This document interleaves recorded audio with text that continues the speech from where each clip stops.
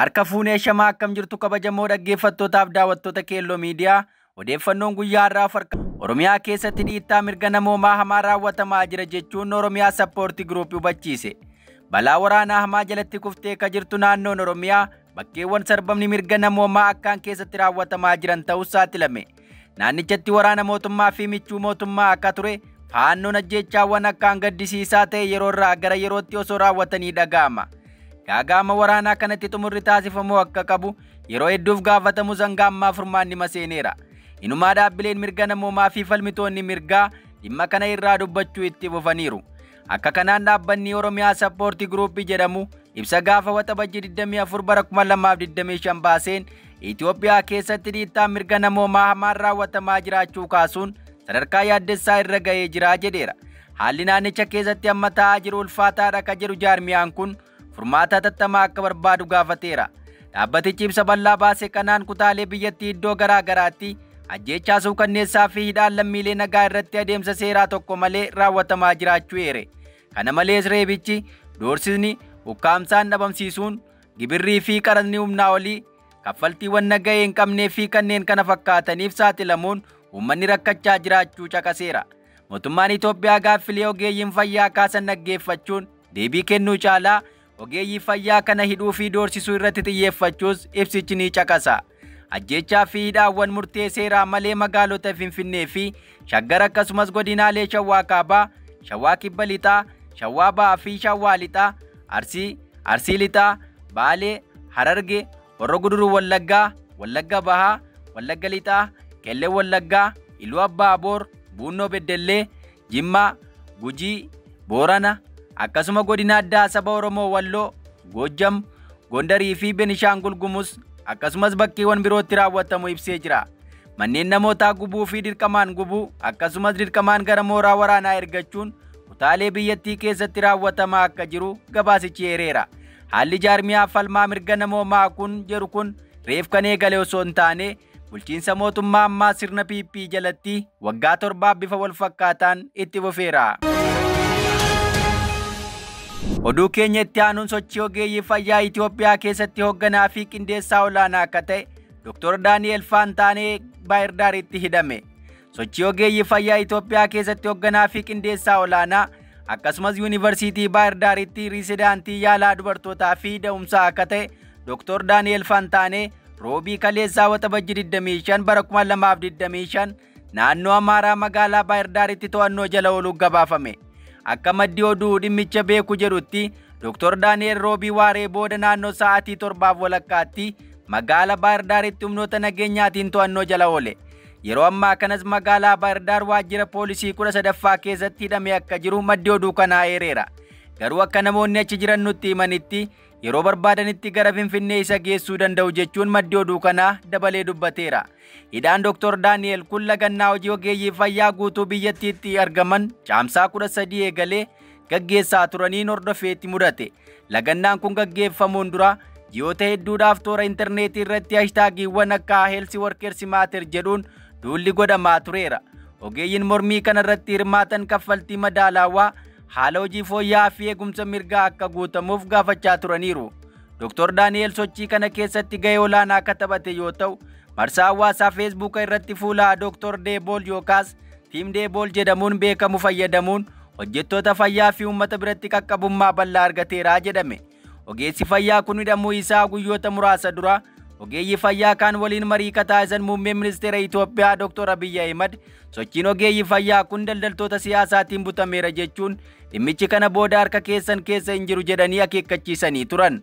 Ministeerri muummee Abey marii hojjettoota fayyaa waliin taasisaniin daandiin furmaataa isin harkaa fudhatameera jechuun warri muuxannoo tajaajilaa hin qabne dhimma kana harkatti galfataniiru jedhaniiru. Doktoroonni dhiibbaa guddaa jala hojjetan gaaffii sirrii akka kaasan kan himan muummee ministeeraa kun kunniin doktoroota osoo hin taane namoota siyaasaa gaawonii adii uffatan kanneen gaawonii adii gara meeshaa siyaasaatti jijjiiraa jiranidha jechuun himataniiru. Lagannaa hojii kanaan wal qabatee ogeeyyiin fayyaa hedduun to'annaa jala oolaniiru. Isaan keessaa Dr. Maayileet Guush hidhaa torban 3 booda waxabajjii 12 wabiidhaan gadhiifamte. Akkasumas hidhaa guyyaa muraasaa booda ka gadhiifame pirezidaantii waldaa ogeessota fayyaa Itoophiyaa Yoonaatan Daanyaaw ni argamu. Gama biraatiin lagannaa hojii ogeeyyii fayyaa tibbana gaggeeffame hordofuun Hoggansiisaa to'annaa jala oolfamee ka ture waldaan ogeessota fayyaa Itoophiyaa waxabajji 12 bara 2025 hayyamni isaa ugguramuun ni yaadatama. Sababni xalayaa ugguraa kana irratti eerame ammoo yaa'ii waliigalaa hin gaggeessine gabaasa faayinaansii hin dhiyeessine ka jedhu akka ta'e ibsameera. Sana hordofee dhaabbanni Human Rights Watch ibsa waxabajji 25 bara 2025 baaseen mootummaan Itoophiyaa uggura waldaalee ogeeyyii fayyaa ijoo irratti kaa'e hatattamaan kaasuu fi gaaffii hojjettoota fayyaa hin xumuramne furuu akka qabu gaafateera. Oduu keenyatti aanuun baankiin biyyaalessaa irra irraa eegalee damee baankii biyyattii investorotaa fi baankota biyya alaatiif banamuu beeksise. Baankiin biyyaalessaa Itoophiyaa baankonni biyya alaa fi investoroota damee baankii Itoophiyaa irratti bobba'uu barbaadan har'a waxabajjii 19 bara 2017 lakkoofsa Itoophiyaa irraa eegalee qaamaan baankii kanatti dhiyaachuun iyyachuu akka danda'an beeksiseera. Baankiin biyyaalessaa Itoophiyaa qajeelfamni hayyama kanaa hojiirra oolchuu mata duree ulaagaalee hayyama baankii fi haaromsaa jedhuun kaleessa waxabajjii 18 bara 2017 lakkoofsa Itoophiyaa ka beeksise yoo ta'u ji'oota darban marii namoota damee kana irratti bobba'anii fi qooda fudhattoota dhimmicha waliin gaggeeffame irraa galteewwan argaman hammatamuu isaanii agarsiiseera. Qajeelfamni haaraan kun bu'uura seeraa labsii biizinasii baankii dhiyeenyaa kana mirkanaa'een diriiree irratti hundaa'uun haala bal'aa ta'een kan qophaa'e ta'uu ibsameera. Dameen baankii biyyattii investoroota biyya alaatiif banamuun isaa dorgommii kaapitaalaa guddaa kenniinsa tajaajilaa fooyya'aa fi ga'umsaanii fida jedhamee kan eegamu yoo ta'u dameewwan hedduu deeggaruun dameen faayinaansii biyyattii akka guddatu ni gargaaraa jedhameera. Qajeelfamni hayyama haaraa kun investoroota biyya alaa dabalatee baankonni yookaan investoroota tarsiimoo biroo yeroo jalqabaaf sirna baankii keessatti akka hirmaatan kataa'esudha. Qajeelfamni kun baankonni biyya alaa keessatti galmaa'an damee kana keessatti akka makaman karaalee hedduu ka kennu ta'uu ibsi baankii biyyaalessaa baase kan agarsiisu yoo ta'u isaan keessaa baankonni biyya alaa damee akka banan yookaan waajjira bakka bu'ummaa akka hundeessan kan hayyamu ta'uu ibsameera. Itti dabaluudhaan qajeelfamni haaraan kun baankiin biyyaalessaa waajjiraalee bakka bu'ummaaf hayyama akka kennuu fi akka to'atus ni hayyamaa jedhame. Oduu keenya birootiin sagantaan nyaataa addunyaa waajjira isaa naannoo Tigray magaalaa Shiree argamu cufuufi sagantaan nyaataa addunyaa dhaabbata mootummoota gamtoomanii WFP dhuma ji'a waxabajjiitti waajjira isaa kaaba lixa Tigray magaalaa Shiree magaalaa lakkoofsa buqqaatota olaanaa keessummeessitu keessaa qabu cufuuf akka jiru hojjettoonni dhaabbatichaa madda oduu kanaa Addis Istaandarditti moggaafame. Kanaaf hanqina baajetaa fi adeemsi hojii irra deebiin gurmaa'u akka sababaatti eerameera. Hoogganaa waajjira sagantaa nyaataa addunyaa damee naannoo Tigray Leevaan Chaachuwaa turtii Addis Istaandardi waliin taasisaniin waajjirri Shiree keessa jiru cufaa jirra garuu hojii keenya kan godinaa kaaba lixa Tigray jiru Maqalee irraa qindeessuu itti fufnaa jedhaniiru.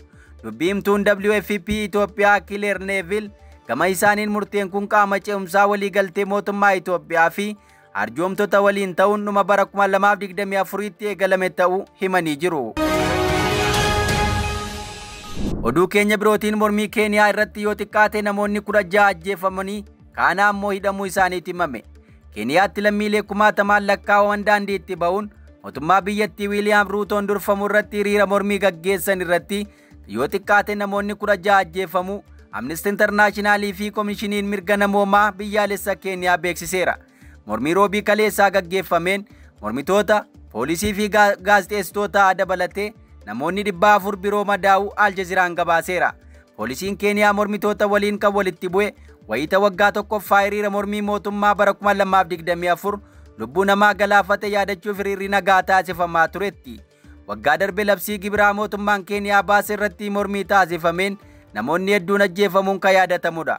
Namoonni hiriira ba'an hedduun dhaadannoo Ruutoon aangoorraa bu'uu qaba jedhu dhageessisuun mallattoo mormii karaa nagaa bulchiinsa isaa agarsiisuufis baala mukaa qabatanii ba'aniiru. Akka viidiyoon mormii Naayiroobii mul'atutti poolisoonni gaazii mimmaanessu wayita hiriirtotatti darbatanii fi mormitoonnis qofaa ija isaanii haguuggachaa da'oo argachuuf osoo fiiganii mul'ateera. Oduu keenya dhumaan Iraan namoota Israa'eliif basaasan jette kaleessa fannistee ajjeesuu dhagaa'ame. Baha giddu galeessaatti bulchiinsa jabaa obsa qabuu fi doorsisa qaama kamiif hin jilbeenfanne jedhamuun maqaan isaa kan eeramu Iraan weerara Israa'el tibbanaan ajajoota waraanaa akkasuma saayintistoota hedduu du'aan dhabuun isaanii yaadatama.